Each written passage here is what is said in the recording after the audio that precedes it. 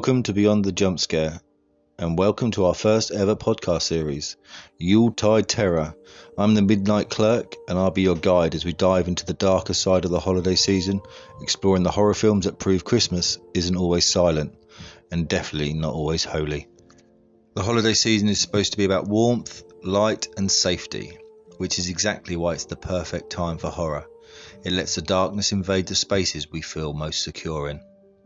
To kick off this scary celebration, we are starting at the very beginning, the foundation of the Christmas horror genre, and arguably the film that laid the groundwork for the modern slasher film as we know it, 1974's Black Christmas.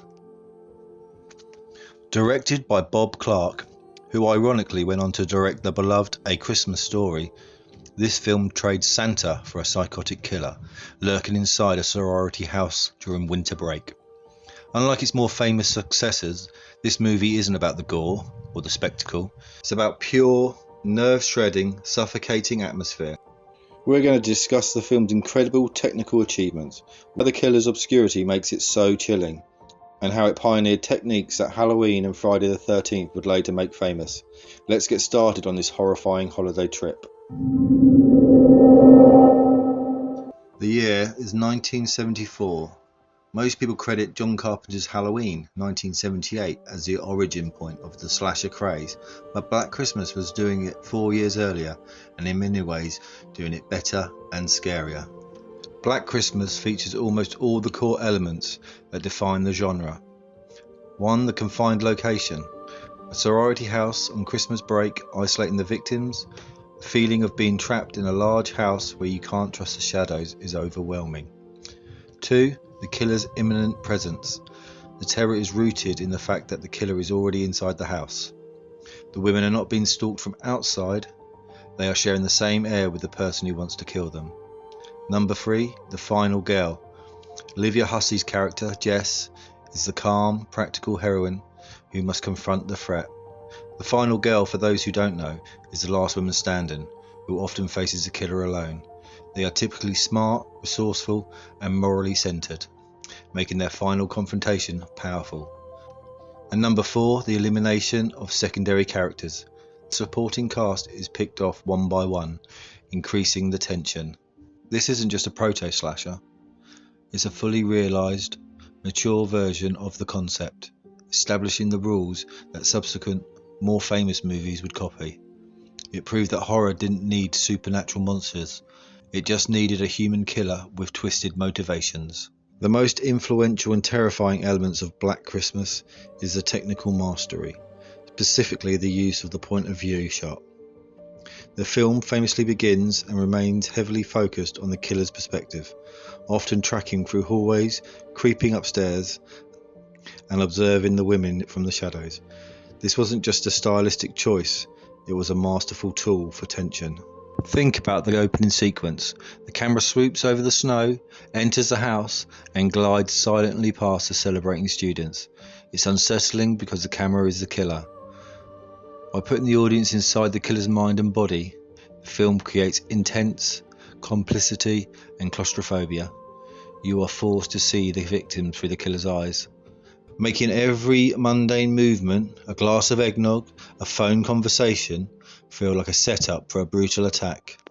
Bob Clark achieves this using special rigs and clever camera work, and the entire technique was lifted almost directly 4 years later to introduce Michael Myers in Halloween. It's a foundational piece of cinema language for horror. What makes Black Christmas uniquely chilling compared to almost every slasher that followed is its refusal to name or explain the killer. He is simply known as Billy, based on the disturbed phrases he yells over the phone, and he remains a terrifying blank slate. The iconic phone calls are a masterclass in sound design and performance. The killer's voice, changing from a high-pitched moan to a deep growl, spewing obscene, disjointed and disturbing babble, is far scarier than any physical villain could be. It suggests pure, unhinged madness. It feels less like a person and more like a collection of hateful, broken thoughts given voice. The calls are not just exposition, they are active terror. We are on the phone with pure, uncontrollable lunacy. The fact that we never see the face and we never get a neat backstory preserves the core terror.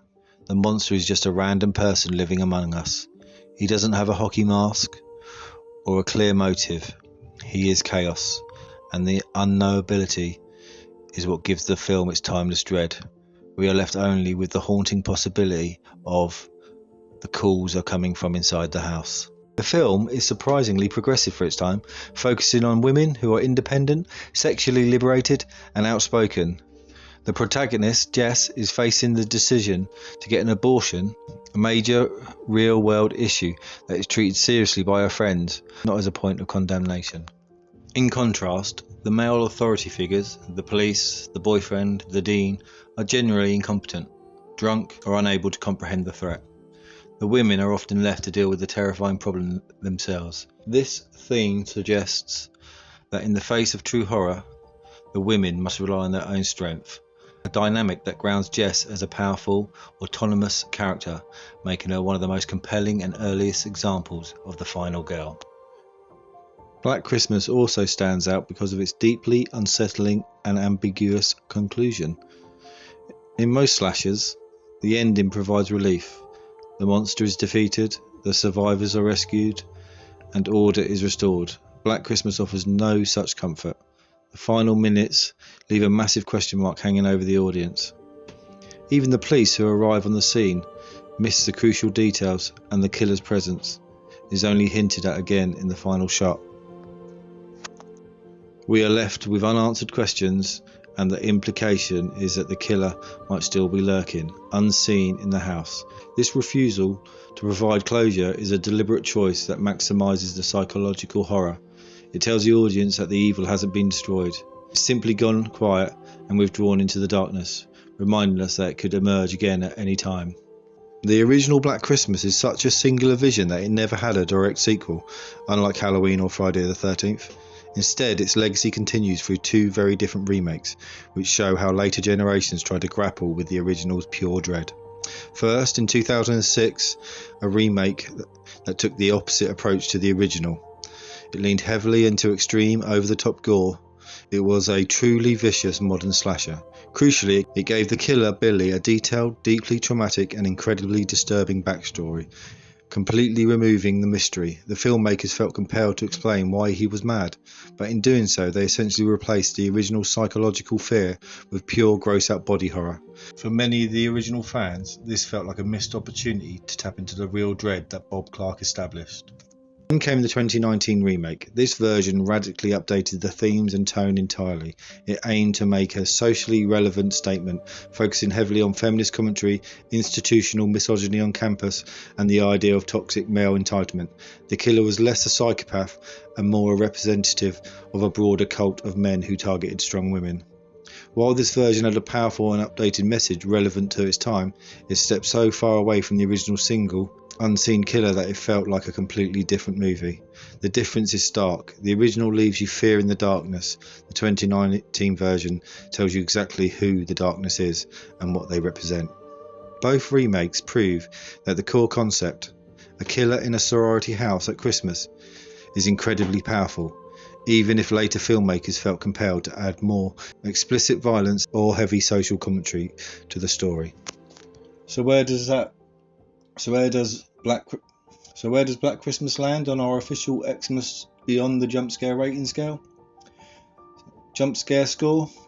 It's less about the quick jump outs and more about the sustained dread, but when the killer does finally strike, it's absolutely shocking and sudden. I'm giving it a strong 3 out of 5.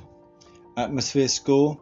This is where the film excels. The claustrophobia, the disturbing sound design, the constant sense of being watched, it's a perfect 5 out of 5. The gore score? It's surprisingly light on graphic gore. The film is impactful because of the implication, which is often scarier than what you see, so a low 1 out of 5.